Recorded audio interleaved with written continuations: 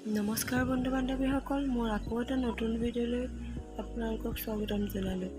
আজি কেইবাদিনৰ মূৰত আকৌ এটা নতুন ভিডিঅ' লৈ আপোনালোকৰ আগলৈ আহিছোঁ। আজি মই এটা ব্লাউজ কাটিঙৰ ভিডিঅ' লৈ আহিছোঁ 32 চাইজৰ। বলক তেতিয়াহ'লে ভিডিঅ'টোকে আৰম্ভ কৰোঁ।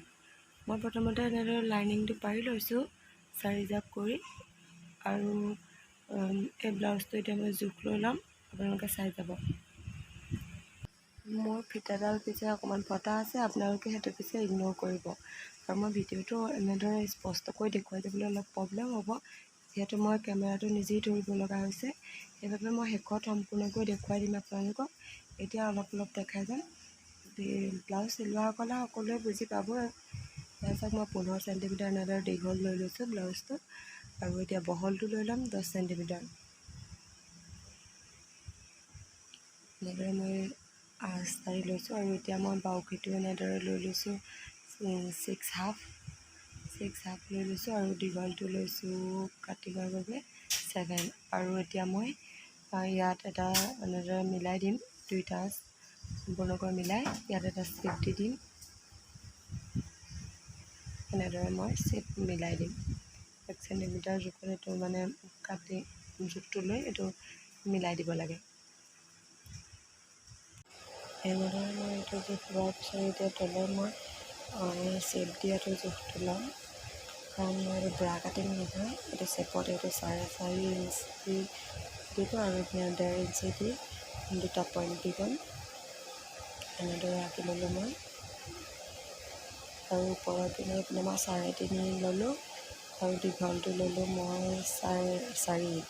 4 ইঞ্চি ল'লোঁ। লৈ পেনি এনেদৰে মই চেপ এটা দি ল'ম, ধুনীয়াকৈ এনেদৰে আঁকি ল'ম। মই 1 ইঞ্চি এনেকুৱা সোমোৱাই পিনি চেপটো দি দিম। ধুনীয়াকৈ আপোনালোকে ধৰিব পাৰিছে চাগে, ইউ চেপ দিছোঁ। এতিয়া মই চেপে জেগাই কাটি ল'ম ধুনীয়াকৈ।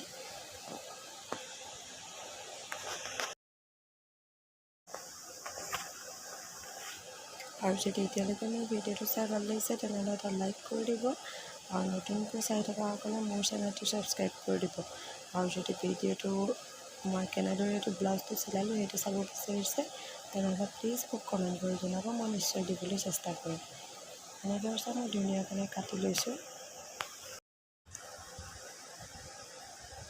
এনেদৰে দুইটা একেলগে কাটি ল'লোঁ, কাৰণ মোৰ ফ্ৰণ্ট ছাইড আৰু বেক ছাইড দুইটা একেলগে আছে। তাৰ পৰা এতিয়া মই বেক ছাইডটো বেলেগ কৰি ল'ম, বেক ছাইডটো উঠাই ল'ম, আৰু ফ্ৰণ্ট ছাইডটোত মই চেপটো কাটি ল'ম। তাৰপিছত বেক ছাইডটো উঠাই ল'লোঁ মই, আৰু এতিয়া ফ্ৰণ্ট ছাইডটোত সেইটো চেপটো কাটি ল'ম।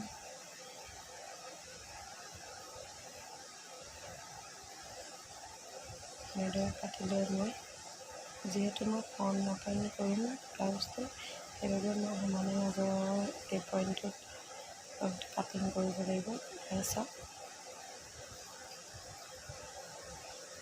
পইণ্ট এনেদৰে জাপি লৈ মই সেইটো কাটি দিম।